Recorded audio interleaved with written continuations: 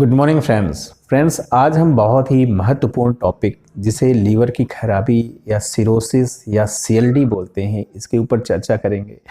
हम आपको बताएंगे कि किन छोटे छोटे परिवर्तन को नोटिस करके आप ऐसी बड़ी बीमारियों से बच सकते हैं या फिर अपने शरीर में होने वाले छोटे से भी परिवर्तन को नोटिस करके ये जान सकते हैं कि ये जो दिक्कत हो रही है ये हमारे लीवर की दिक्कत है या फिर ये हमें लीवर की खराबी पैदा कर सकती है। इन सिम्टम्स को नोटिस करके, इन सिम्टम्स को जान के हम अपने को स्वस्थ रख सकते हैं। यदि हमें बीमारी डेवलप भी हो रही है तो उससे हम जल्दी डॉक्टर को रिपोर्ट करके अपने आप को सुरक्षित कर सकते हैं। दोस्तों, सिरोसिस ऑफ लीवर की एक बीमारी है। लीवर हमारे पेट में होता है और बहुत बड़ा सा ऑर्गन है, सबसे बड़ा अंग होता है पेट के अंदर का। दोस्तों, हमारे बॉडी में लीवर बहुत ही इम्पॉर्टेंट रोल प्ले करता है, मेजर रोल प्ले करता है और ये अकेला होता है, सिंगल होता है, इसलिए इसका और भी ज़्यादा ख्याल रखने की ज़रूरत होती है। यदि हमारा लीवर ख़राब हो रहा है, लीवर में सिरोसिस हो रही है तो उसके कुछ कारण होते हैं, जिसमें सबसे पहला ये होता है कि हमें हेपेटाइटिस बी हो रही है या फिर हेपेटाइटिस सी हुई है, तो जिसकी वजह से हमारा लीवर डैमेज हो सकता है। या हम बहुत लंबे समय से अल्कोहल लेते हैं, शराब पीते हैं, लंबे समय से ले रहे हैं, या फिर हमारी किसी कारण से दवाइयाँ चल रही हैं, कुछ ड्रग्स होती हैं जिनसे भी लीवर में डैमेज देखने को मिलता है। या कभी कभी होता है कि हमारा सब कुछ हो गया है फिर भी हमारा लीवर डैमेज हो रहा है। ऐसा उस कंडीशन में होता है जब हमारे बॉडी का इम्यून सिस्टम खुद डैमेज करने लगता है, लीवर को डिस्ट्रॉय करने लगता है, तब ये कंडीशन देखने को मिलती है।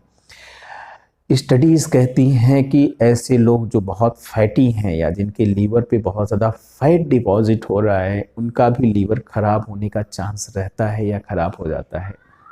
ऐसे पेशेंट जिनको भी लीवर डैमेज होता है उसके कुछ लक्षण आने लगते हैं।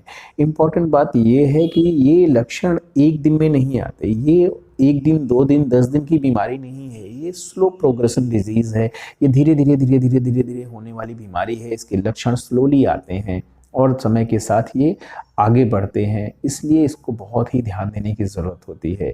इसके लक्षणों में सबसे पहला यही आएगा कि आपकी भूख कम हो जाएगी, आपको भूख कम लगेगी, आपको उल्टी जैसा लगेगा, आप वॉमिटिंग कर देंगे, वॉमिटिंग हो जाएगी।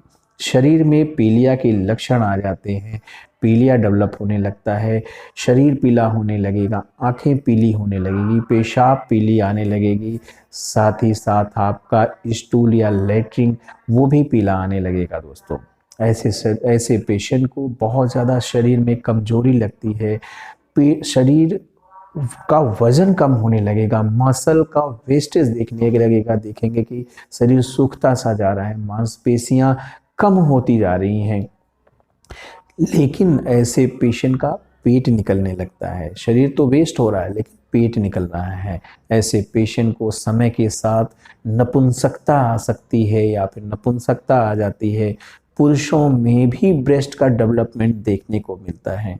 ऐसे पेशेंट जिसको भी ऐसी दिक्कत हो रही है, यदि ये कंडीशन आगे बढ़ रही है तो पैरों में सूजन देखने को मिलेगी, फेशियल पफीनेस या चेहरे में सूजन देखने को मिलेगी। कंडीशन ज़्यादा वर्स्ट होने पे उल्टियों में खून की उल्टी हो सकती है, लेटरिन से खून निकल सकता है या बवासीर के मस्से जैसा डेवलप हो सकता है। ये कुछ लक्षण आने लगते हैं जिनको हम जितना जल्दी से नोटिस करें उतना सा हम सेफ रह सकते हैं, उतना ज़्यादा सेफ रहेंगे।